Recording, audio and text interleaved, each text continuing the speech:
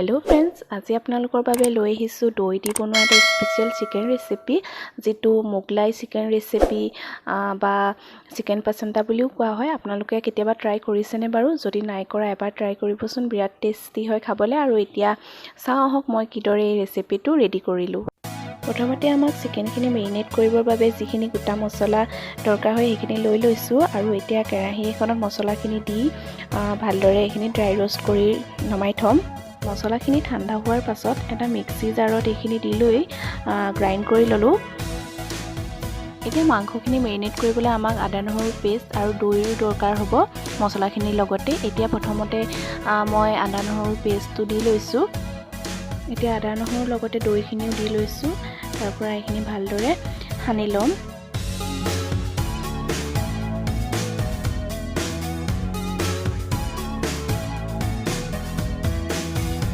দৈখিনি ভালদৰে সানি লোৱাৰ পাছত এতিয়া মছলা গুড়িখিনি দি দিছোঁ আৰু এইখিনিও ভালদৰে মাংসখিনি সানি ল'ম যাতে মাংসখিনি ভিতৰলৈকে মছলাৰ ফ্লেভাৰটো যায়। আৰু এইখিনি মই আধা ঘণ্টাৰ বাবে ঢাকি ৰাখি দিম। আপোনালোকে ফ্ৰিজতো ৰাখিব পাৰে বা বাহিৰতো ঢাকি ৰাখি থ'লেই হয়।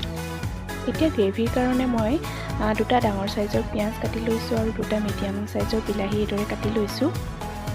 যে কেৰাহীত তেল গৰম কৰি তাত অলপ চেনি দি লৈছোঁ যাতে কালাৰটো ভাল আহে। আৰু মাংস মেৰিনেট কৰিবলৈ দৈ ব্যৱহাৰ কৰিছিলোঁ। দৈৰ যিটো টেঙা টেষ্ট সেইটো যাতে বেলেঞ্চ হৈ যায়। আপোনালোকে চেনি দিবও পাৰে বা স্কিপো কৰিব পাৰে। এতিয়া কাটি লোৱা পিঁয়াজখিনি দি এইদৰে লৰাই লৈছোঁ আৰু পিঁয়াজখিনি কালাৰটো চেঞ্জ হৈ অহালৈকে এইদৰে ভাজি ল'ম। আৰু পিঁয়াজৰ কালাৰটো যেতিয়া লাহেকৈ চেঞ্জ হৈ আহিব তেতিয়া তাত কাটি লোৱা বিলাহীখিনিও দি দিম আৰু বিলাহীখিনিও ভালদৰে লৰাই ল'ম। বিলাহীখিনি লাহেকৈ ছফ্ট হৈ আহিলে এতিয়া তাত মই পৰিমাণ অনুযায়ী হালধি গুড়ি দি লৈছোঁ।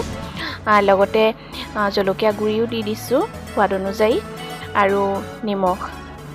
এতিয়া আটাইখিনি ভালদৰে মিলাই লৈছোঁ। মিলাই লৈ বিলাহীখিনি একেবাৰে ছফ্ট হৈ যোৱালৈকে আমি এইদৰে ভাজি ল'ম। এতিয়া আগতে মেৰিনেট কৰি ৰখা মাংসখিনি বিলাহী আৰু পিঁয়াজৰ গ্ৰেভিটোৰ লগত দি লৈ ভালদৰে মিহলাই লৈছোঁ। আৰু এইদৰে লৰাই লৰাই ভাজি থাকিম যেতিয়ালৈকে মাংসখিনি আধা সিজা নহয়। মাংসখিনি প্ৰায় আধা সিজা হ'লে এতিয়ালৈকে কিন্তু ইয়াত মই পানী ব্যৱহাৰ কৰা নাই। মাংসৰ যি নিজা পানী আৰু মেৰিনেশ্যন কৰোঁতে দৈ ব্যৱহাৰ কৰিছিলোঁ সেয়াতে ইমানখিনি সিজিছে। আৰু মাংস কালাৰটো আপোনালোকে অলপ বগা দেখিছে প্লাছৰ কাৰণে। আৰু তাৰোপৰিও Kashmiri red chilli powder use কৰা নাই। এতিয়া মই মাংসখিনি ভালদৰে সিজিবলৈ ইয়াত অলপ গৰম পানী দি লৈছোঁ। আৰু আপোনালোকে নিজৰ হিচাপমতে পানীটো দি ল'ব কিমান প্ৰয়োজন। আৰু এতিয়া ভালকৈ লৰাই লৈ ঢাকন লগাই মাংসখিনি ভালদৰে সিজিবলৈ দিম।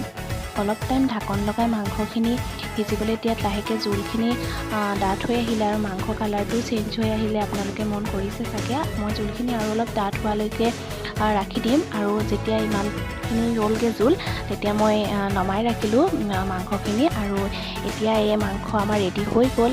আপোনালোকে ৰুটিৰ লগত বা ভাতৰ লগত ইয়াৰ জুতি ল'ব পাৰে। আৰু ভিডিঅ'টো চাই কেনেকুৱা পালে জনাবলৈ নাপাহৰিব কমেণ্ট কৰি। যদি ভাল লাগিলে এটা লাইক কৰিব আৰু মোৰ যদি চেনেলটো নতুন হয় ছাবস্ক্ৰাইব কৰিবলৈ নাপাহৰিব। আৰু কাষতে থকা বেল আইকনটো প্ৰেছ কৰি নটিফিকেশ্যন অল কৰি ল'ব যাতে মই আগলৈ ভিডিঅ' দিলে আপোনালোকে পাই থাকে তাৰ নটিফিকেশ্যন। ধন্যবাদ।